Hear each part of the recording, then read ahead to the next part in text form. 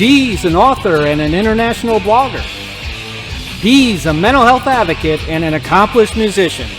From mental health to movies to music and more, Rebecca and Joe Lombardo provide a healing platform for awareness and a voice for change.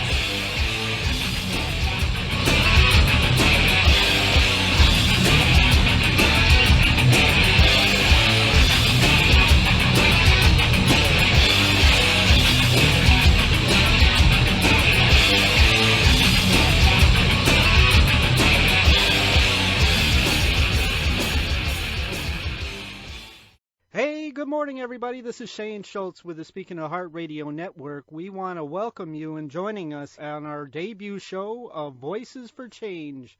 We're here with our good friends Rebecca and Joe Lombardo, and they have a special guest for our debut show. That is Austin and Amanda Harras of Saphyre Rain. So without further ado, let's get this rock party started. Take it away, Rebecca and Joe. Good morning. I'm Rebecca Lombardo. And I'm Joe Lombardo. We're both grateful to have you with us today. We have an amazing band called Saphyre Rain that we'll be bringing on shortly, but since it's our first show, we wanted to take a moment to introduce ourselves. Joe and I have been married coming up on 15 years now, and we've had some of the usual bumps in the road, but one of the biggest obstacles has been my bipolar diagnosis. I found out at 19, and life with mental illness has often been a battle. And I knew going into our relationship that there would be times when Rebecca would struggle.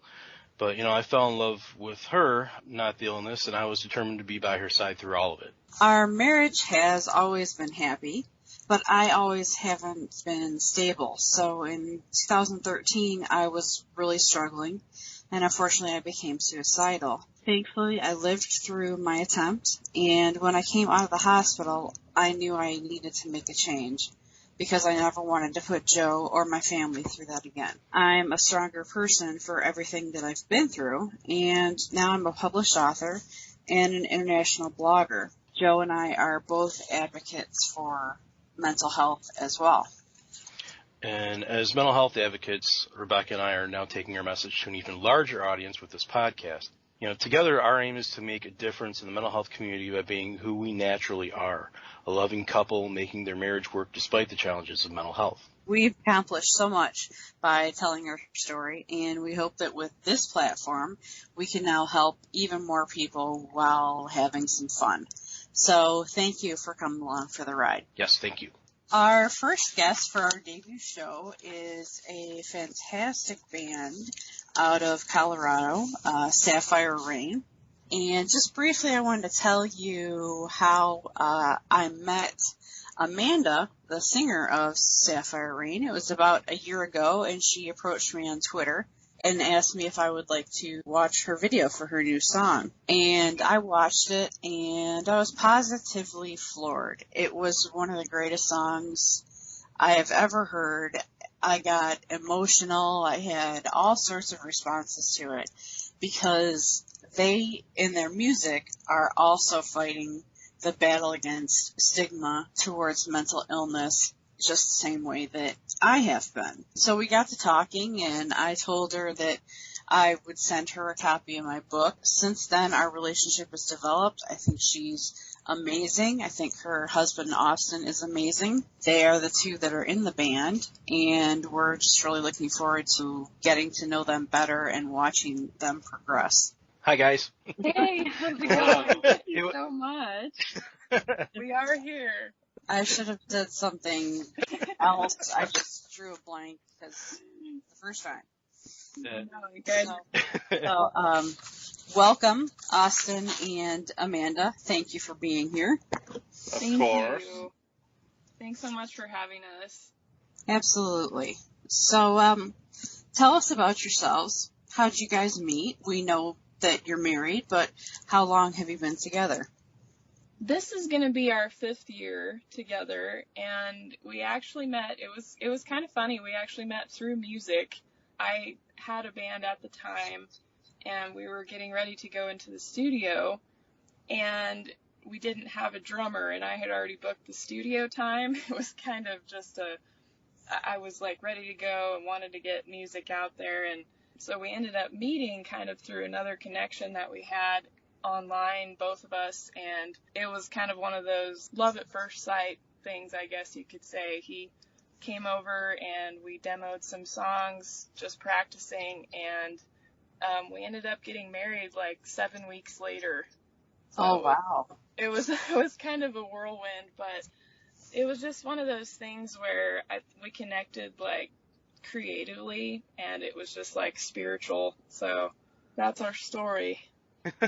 It's funny that you describe it that way, because believe it or not, Beck and I, when we got married, actually did something similar. We had known each other for a couple of years. We'd met online and had started seeing each other, started dating in mid-May, and we ended up being married by August 3rd. So, Yeah. When it's right, it's right.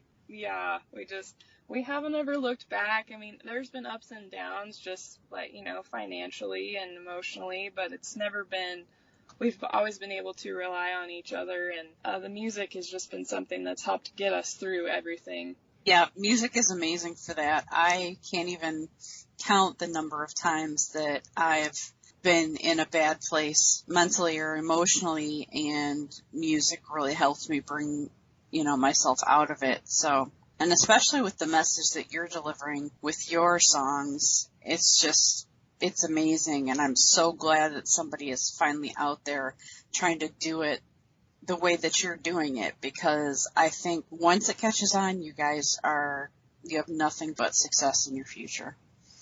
Oh, thank you. We appreciate that. Yeah, you guys' stuff is great. It's inspirational. Austin, your drumming kicks ass. I wanted to make sure I told you that. Amanda, I love the guitar work, and the vocals are they're awesome. How long have you guys been playing music? I've been doing music all my life. Really, I've probably started playing drums since I was about 8 or 9, I would say. Okay. I would play, hours, mostly every day. But it's pretty cool. Austin, he actually started playing drums on suitcases because he didn't have like a drum kit, so yeah, he was pretty determined. Suitcases. Oh, that is hilarious. I can't even imagine my parents, had I decided to become a drummer, I don't think they would have let me stay in the house. So you got really lucky there that they, let you hone your craft. Yeah, definitely. Yeah.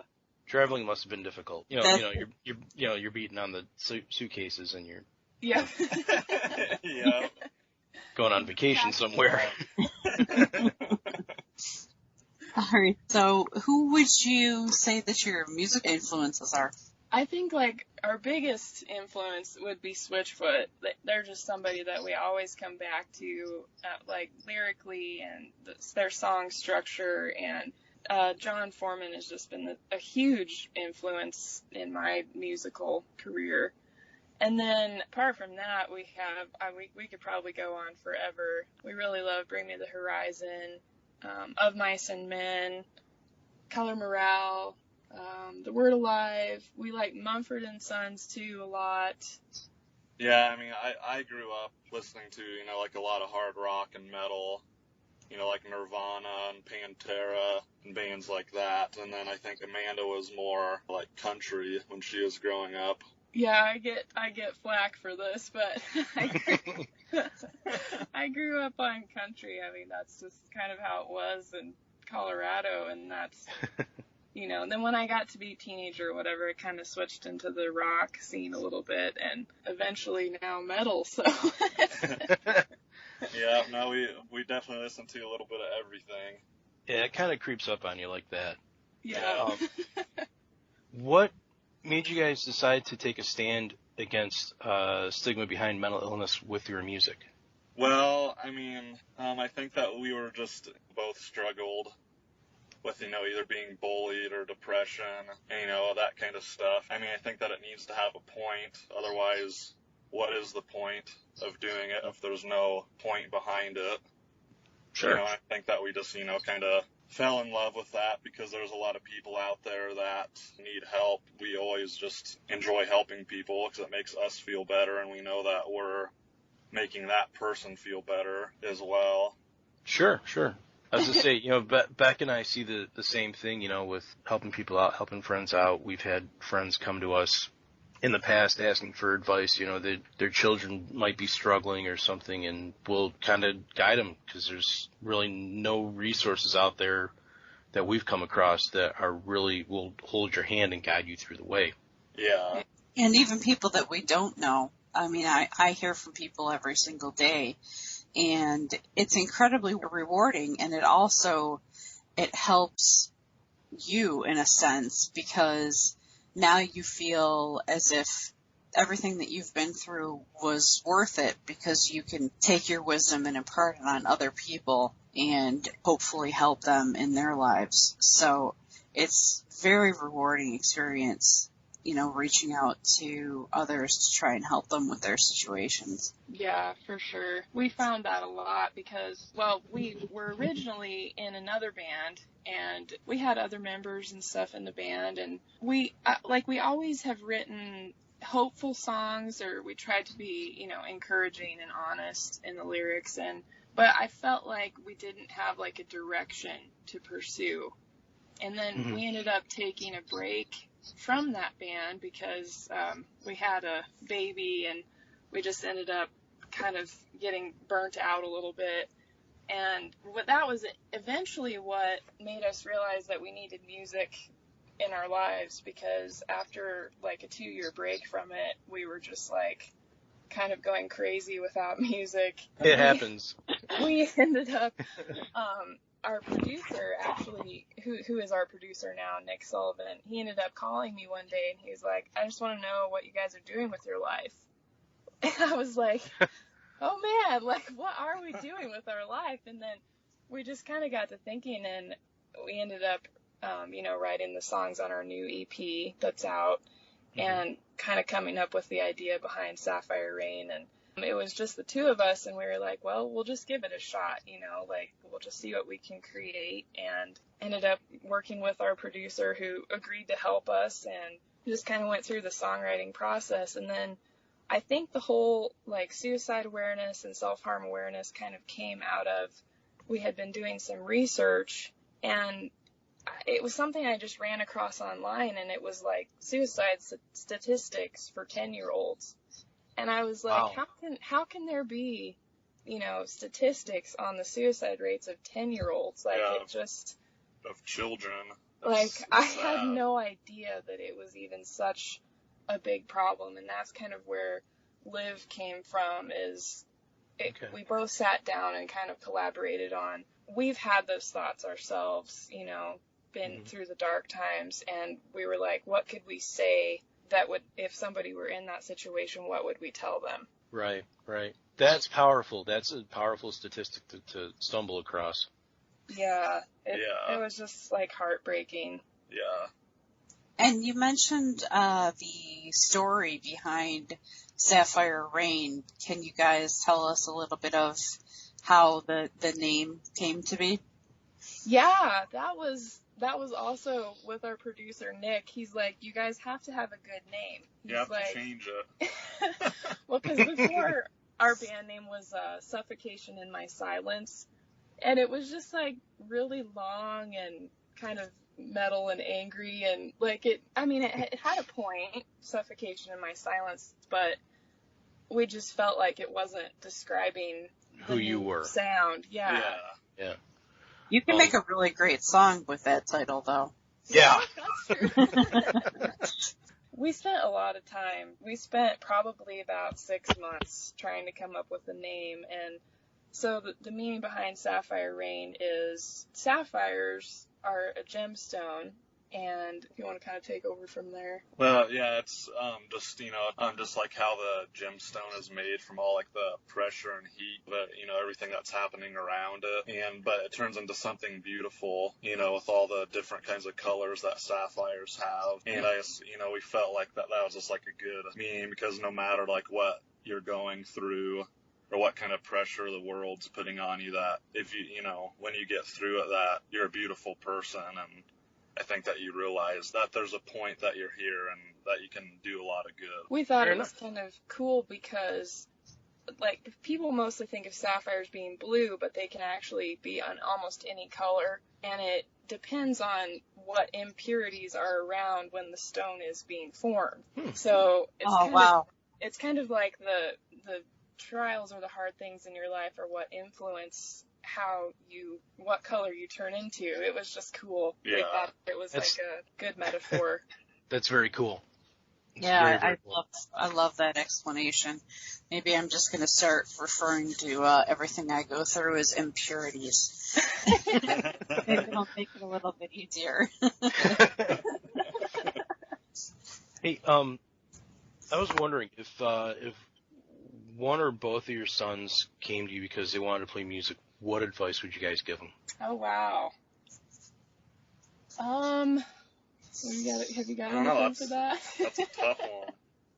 I mean, I think, our oldest son, Griffin, I think that he is trying to get into playing guitar. And, I mean, it's hard because he's 7 years old. Right. I think just, trying to explain to him that it costs money and stuff to do it, and, you got to be dedicated to it, if you want to try it. At this point, like, he doesn't really get, like, the perseverance. Yeah. Like, he'll play for, like, 5 minutes and be like, I'm done, Yeah. But, I mean, we try to always tell them we want them to pursue their own dreams, too, whether, whatever no matter that what may it be. is. Okay, cool. That's been one thing that's been tough for us. That not everybody has been supportive of us being musicians, so. Yeah, just like being kind of like the arts.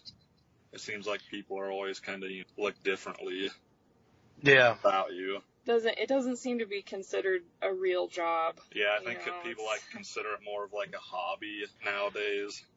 I think part of that is depending on how old you are when you're doing it. You do it when you're in your teens and you do it when you're in your 20s. And yeah, you're young enough that you can make an attempt to pursue it. You travel to LA or New York or Chicago or whatever and try to quote unquote make it big. And by the time you're in your 40s, you're like, all right, I'm going and playing in a cover band to make beer money. So, that's kind of the perception is, as you get older, you look at bands like this, the Stones or the guys in Led Zeppelin or, people that are in their 60s and 70s, Black Sabbath, who are out there on their last tour right now. And yeah, they've done it all of their lives, but they started in their 20s. And when you haven't made it in your 20s and you're now looking down the barrel of 40, it's like, all right, it's time to consider this a hobby and put on my big boy pants. And yes, that is experience talking. Yeah. So. Yeah, I had that talk with him when his band was starting to get to the point where they weren't going to be together anymore, and I told him that I just felt like he was too good for a cover band and maybe we needed to find something else. But you guys are getting this amazing start early on. And like I said before, the music is fantastic, and Joe and I both will do whatever we can to help you guys get your work out there. Aww. Oh, we really appreciate that. Here's your reason, somebody cares. If your heart's still beating, then there's a reason you're here. I don't let them tell you that you're better off gone. Want you to live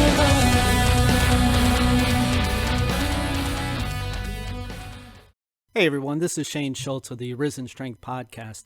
Join my good friend Claudia Israel and I as we bring you The Mindset, where we discuss how our mindset can be our very best ally instead of our own worst enemy. This week's episode, we talk about the 12 steps to happiness, so you're really not going to want to miss this one. Every Tuesday night at 8 p.m. Eastern Time, right here on the Speaking of the Heart Radio Network. Your life isn't over now. The story's beginning.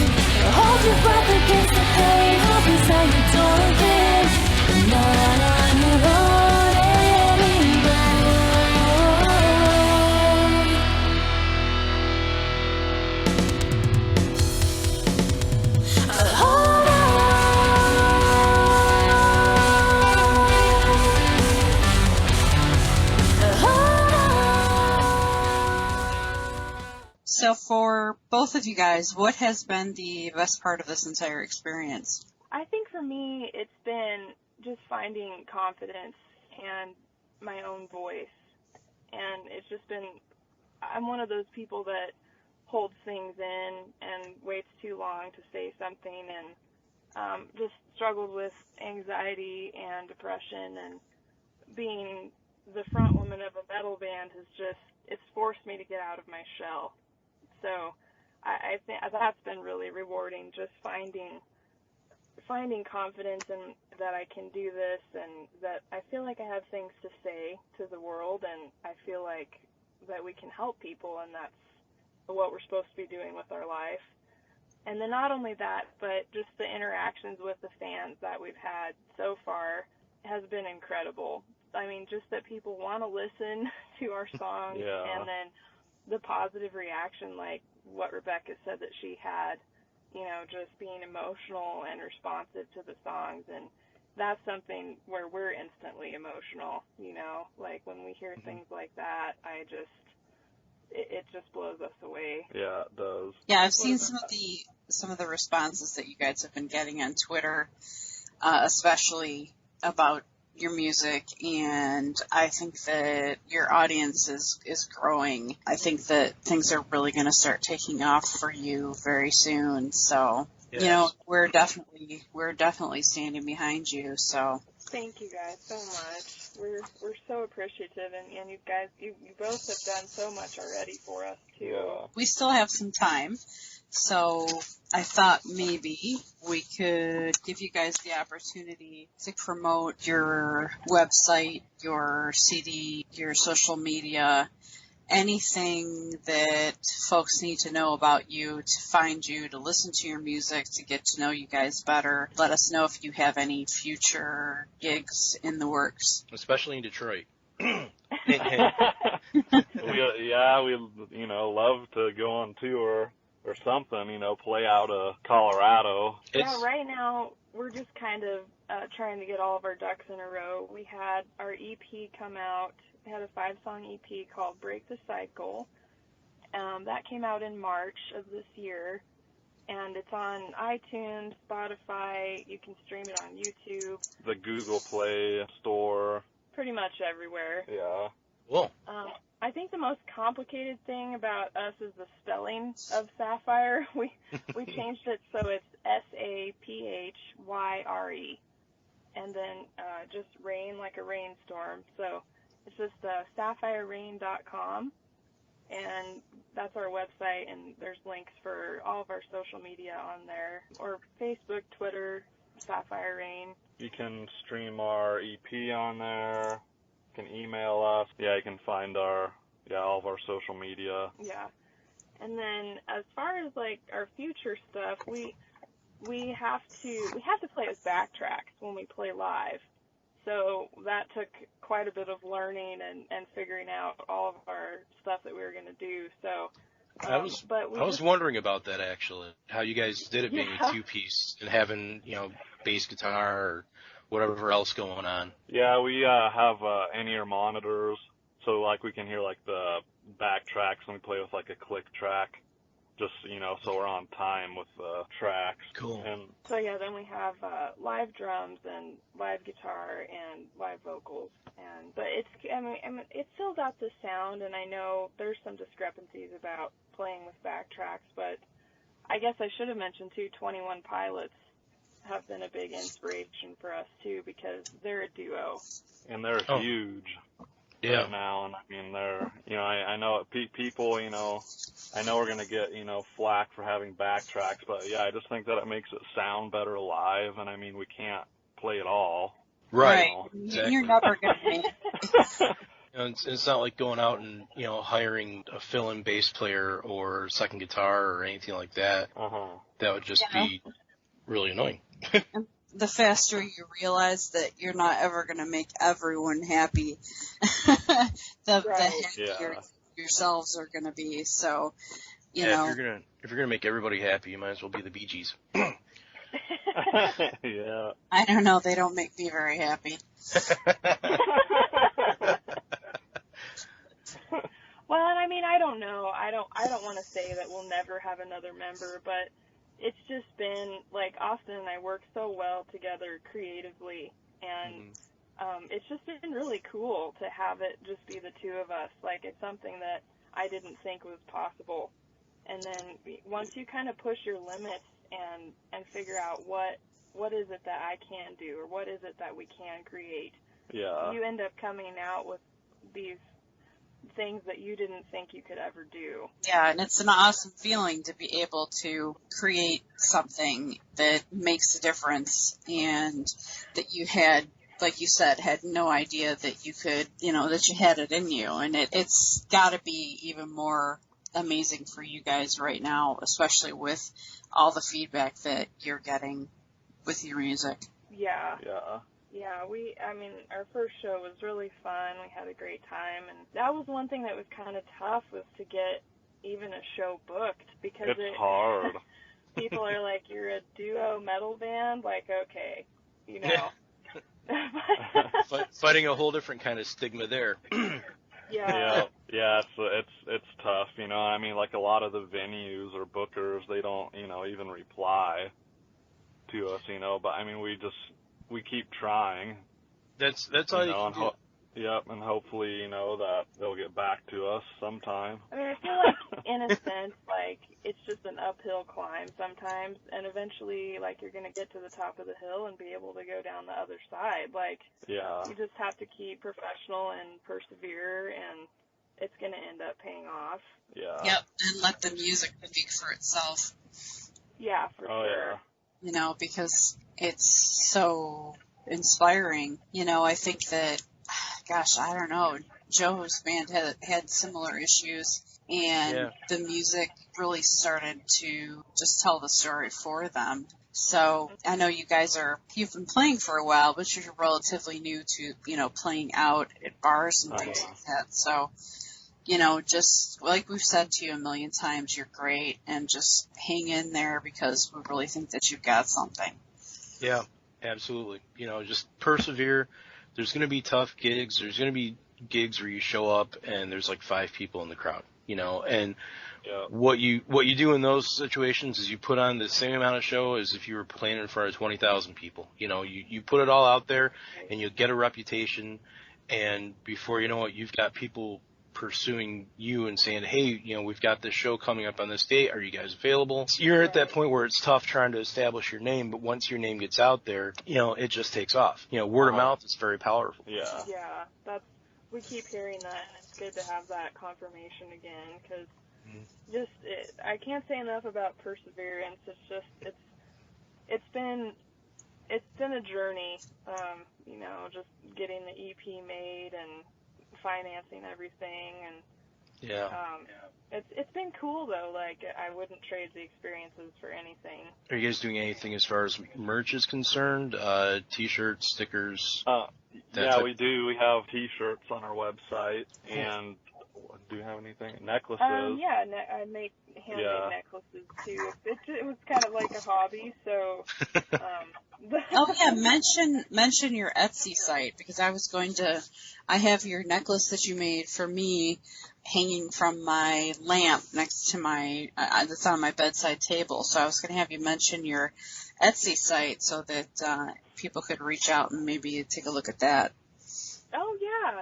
Yeah, I made an Etsy site that just has just the necklaces on there.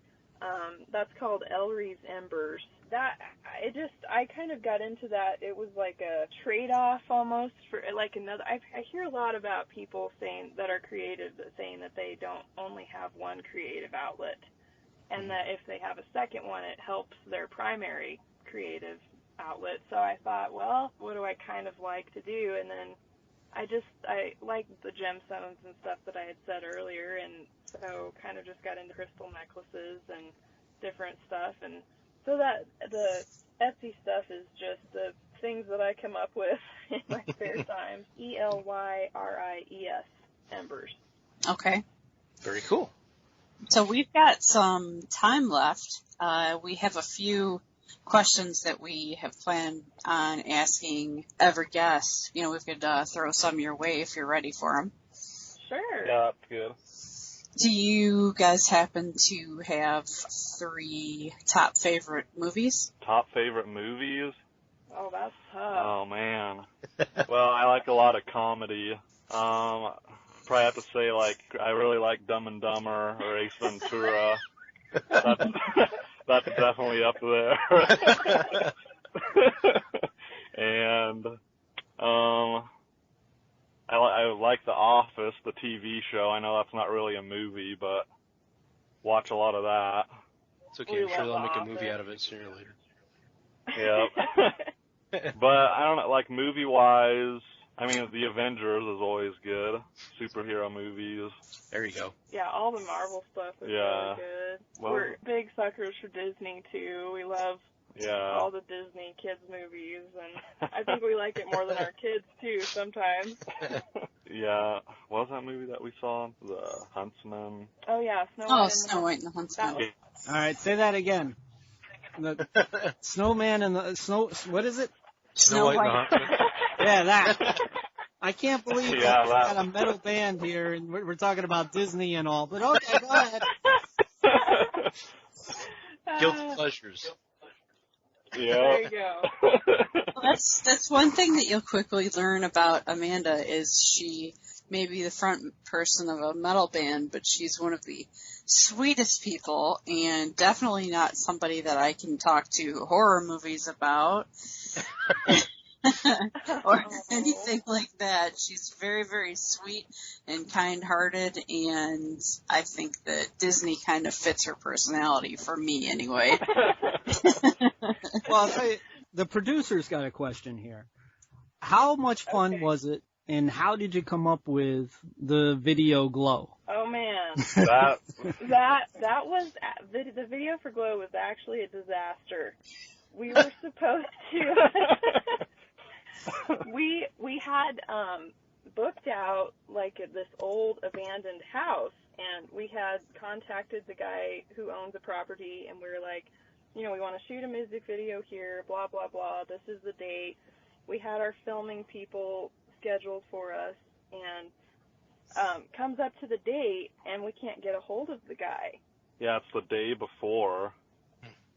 So we literally had like 48 hours, and we were supposed to be making this music video, and we're like, what do we do? Do we cancel? Are we going to have anything? And I was like, well, we just started thinking, we got on Pinterest, and I was like, well, what? It's called Glow. I was like, what if I just typed in Glow into Pinterest, and it came up with like all these like glow in the dark stuff and black light stuff, and I was like, what if we do it in black lights? So we went out and bought black lights, and we bought a lot of glow paint. So it was actually shot in my dad's machine shed, and there's like an attic space in my dad's machine shed, and we just coated it in black tarps, and We spread paint everywhere, and so that was the night before, and it was cold. It was freezing when we did it. because that Jeez. was like Yeah. the end of January in Colorado, Yeah. so it was pretty chilly. So like the paint, like it was still wet, like in the morning when we were filming. So we were trying not to get it all over our instruments, and Jeez. So did you make a before and after video of this? No, we didn't. That would have been a good idea. Yeah. Yeah. There's just so much going on. Some good behind That's the one scenes thing. stuff. Since it's just the two of us, that it does make a lot of, like, we're our own roadies and we're our own merch people, and Yep. so, Yeah. On videos and but no, it was good. I'm glad it turned out, because I think it ended up like being probably better than the abandoned house look would have been. Yeah, I actually watched it again this morning before we talked to you guys, just as a little refresher, because it's been a while since I've seen it, and it struck me as to, I mean, it looks great. It looks really, really well done, and you guys did a hell of a job with it. It's something to definitely be proud of. Thank you.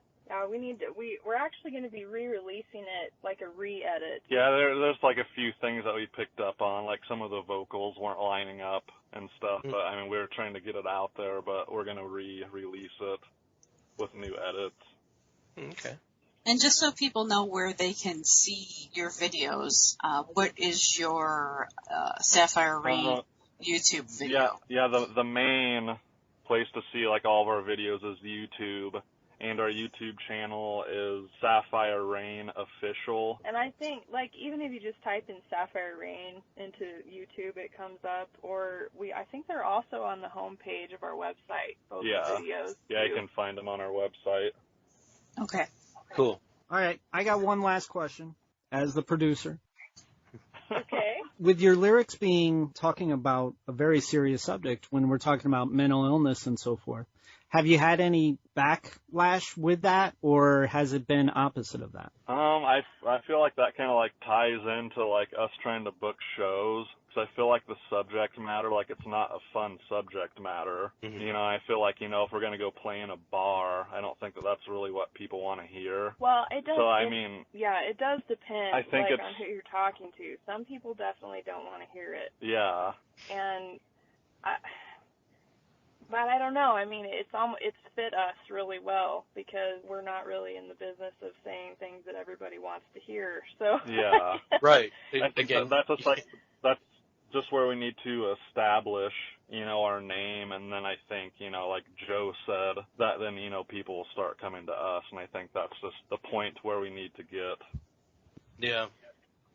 It is actually really cool. After our first show that we just played, our friend JD was the one who ended up booking us for that show, and he's a promoter in the Fort Collins area. We ended up talking to him after the show, and he was like, oh, I didn't realize, you know, all the stuff about you guys, and we didn't realize that he has lost a family member to suicide. And wow. so, like, it was, I mean, of course, devastating that that's happened to him and his family, but it was cool because we were able to connect with him on that level. Yeah, on like a whole different level. We just connect with him on, and I think that, you know, I mean, it affects more people than what people want to admit. You know, because I mean, I think that most everybody struggles with some kind of something, you know, depression, right. bullying. Yeah. Absolutely. Yeah, you don't realize what people have gone through until like you sit there talking with them for a minute. It's like, oh my gosh, that happened to you too, and you know, you get a closer connection. I think you guys are going to find that more and more. The more people that you connect with, that you know, they've had some type of, you know, mental illness in their family or even themselves, and it, you know, even when I first started writing my blog, I was floored by the number of people that were coming forward. So, you know, I think that you got to just stay the course and make sure that you don't waver in your message, because it's an important one and it needs to be heard and it needs to be talked about always and often. And I'm just really, really proud of you guys for taking this stand, and I really think that you're going to make a huge difference with the stigma behind mental illness. Thank you. Yeah, I mean, it's definitely something that we need to start changing, because we're, you know, just even like in the first part of Live, our music video, where we have the quote, that statistic even just floored me. Like, we've lost 36 million years of life, like, and all of those people could be world-changing people, you know. Yeah. Exactly. I can tell you that you definitely have a long-standing invitation here on the Speaking the Heart Network, because we definitely go out of our way in order to be able to let people understand that they are more than the challenges that they face. You're perfect for this show debut, because I think that it really fits Rebecca and Joe tremendously, and it also fits our network. So we just appreciate that you came on the show with us. Oh, thank you guys so much. So much for having us. Oh, it's our pleasure. What is up next for you guys, briefly? Up next, we're working on new songs. We're in the writing process. Hope to have probably do another photo shoot for, you know, promo stuff here pretty soon. We have a couple shows coming up. We have one next weekend in Denver on the 16th, and then where's that at? Just so people know. It's at the Mile High Merchants in Denver. So yeah, all that information's on our Facebook if anybody wants to make it out to the show. And then we have the Midsummer Scream event. That's in September. I think that's September 10th, and that's at Moe's Barbecue in Denver. Sounds delicious. Yeah, then hope to be back in the studio this fall. I think we're going to try to make another EP. Yeah, just get some more songs out there and very cool. Keep them coming. All right, well, great. That sounds awesome, and we wish you all the best, and definitely keep us posted on everything that's going on, and let us know if we can help you in any way. Absolutely, you guys too. And thank you so much for being our first guest, you guys. It was perfect. We wouldn't have had anybody else be there for our first show than you guys. Yeah, you were the very first people that I thought of for guest number 1. So. Oh, thank you guys. Yeah, that's awesome. Just make sure you check us out on Saturday mornings at 11 a.m. Eastern Time. Voices for Change. We are on Twitter at Voices4Change, capital RJ, and you can also find us on Facebook. Yeah, next week we're going to have a fantastic fella by the name of Rudy Caceres. He is a pioneer in the mental health advocacy field, and he's doing a lot of really great work. We are definitely looking forward to talking to him, so tune in to us next Saturday, 11 a.m. Eastern Time. Breathe it in and breathe it out, you're not busy.